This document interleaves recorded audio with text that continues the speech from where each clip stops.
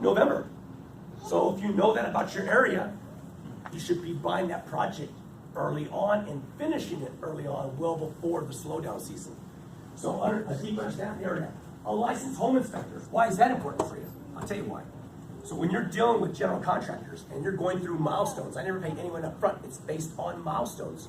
Well, if you're dealing with a project 3,000 miles away, I'm sending somebody out there to take a look, take pictures, and make sure that the plumbing was done correctly, the electricity was done correctly. Whatever phase you're in, having that checked off. And I have a whole checklist. I don't rely on just a home inspector to go off of their due diligence. I have my own checklist that I want them to check before a check is delivered. And I pay very, very quick. You have to learn that business. You have to pay quickly in this business. So when I'm dealing with general contractors, I said, you'll never have anyone pay quicker than me. I said, what I'll do is I'll take the account number, router number, and I'll deposit it right into your account. Bank of America, Wells Fargo, doesn't matter to me. You'll get it as if I handed it to you. So you want to have that type of reputation in this business. So I use a licensed home inspector or that other one that we talked about, WeGoLook.com or whatever it was. Contracts in place to protect your assets. LLCs for each project.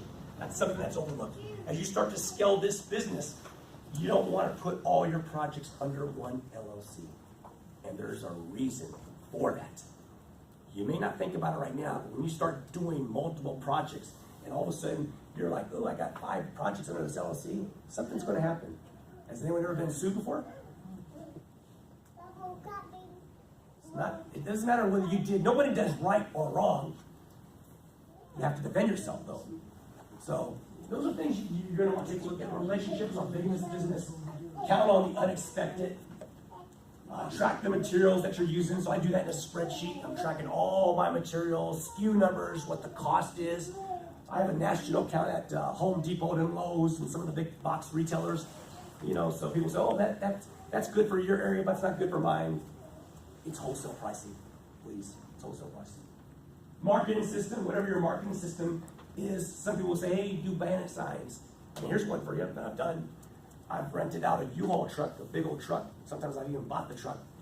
And I'll plaster on it your biggest billboard that you never want. And I'll park it in a neighborhood that I know has a lot of pre-foreclosures going on. And I'll make it very message specific for that area. That's a billboard sign that no one's taking down. And it's mobile. You follow what I'm saying? Mm-hmm. So it's just thinking creatively. Marketing system for me is going out to different events, networking. Going out and being able to give your time, you have to do that. You know, for a while, and Corey knows this, he's a personal friend of mine, I wasn't willing to give my time up, you know, because I've got my kids. But now I just have that, but I'm taking it with me. There's always a way. There's always a way. Project milestones, deal analyzer, being able to run the numbers before you acquire the project. And if you go to this bullet point, if you're having a deep understanding of the area, you should be able to have a good pulse on the marketplace to say, I know what I can sell that property for because I've bought several properties there. I've done my due diligence. You don't wait until, you think you have a deal and now you start doing your due diligence. That's not the way you do this business. So it really is a matter of doing things differently. So I say the business is easy. Fundamentally, the business is easy. The lucky thing for me is that there's very few people that will outwork me. And it's just because of the environment I grew up in. You know, so I grew up, I told you I was, at 17, I was a letter carrier for the post office here in Santa Clara. You know why that happened? You know why I was a letter carrier for the post office in Santa Clara? I'll tell you why. Environment. It was my environment. So my dad served 60 years working for the government, Air Force, and the post office. So he always said, he says, get a good education and get a government job.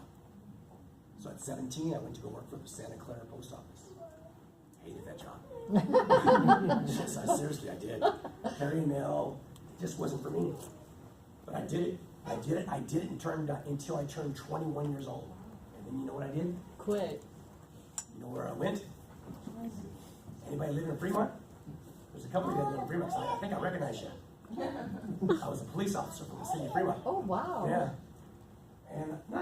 grew up thinking, oh, I'm gonna be a police officer. I just didn't like the post office. So I thought, let me go to another government job. My dad told me, go to a government job. So I did that. And then I was out in Taiwan. Taiwan changed my life. Taiwan changed my life. It's all about environment.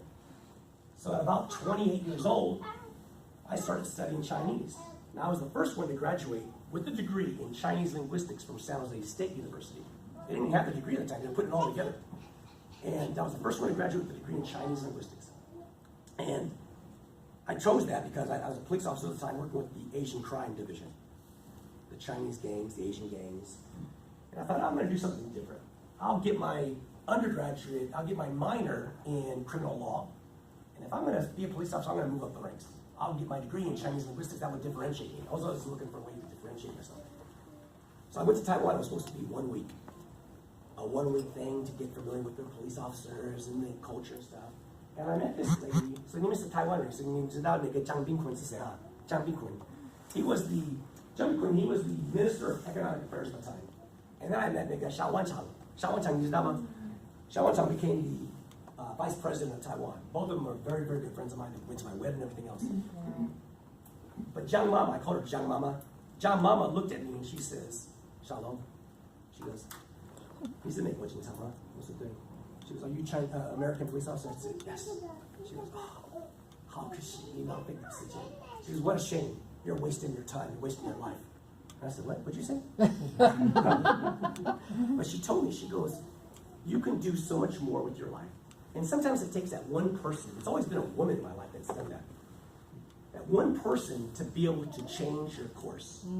So at the time it was Chief Wasserman. I called up Chief Wasserman. He later became the mayor of Fremont. Since then he's passed away. But I called up Chief Wasserman and said, Chief, if I quit the department and I go to do, I didn't know what I was going to do whatever I want to do. If it doesn't work out, can I come back? He goes, Officer Dinger, go follow your dream. Wow. And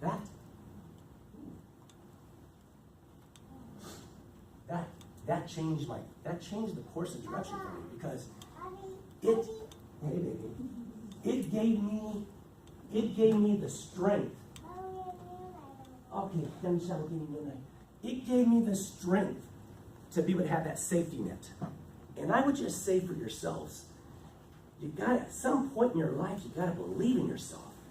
So whatever holds you back, whatever's been holding you back, you've got to break through it. I mean, you're in a new year, 2019. We're coming up on the end of going into the teens, going into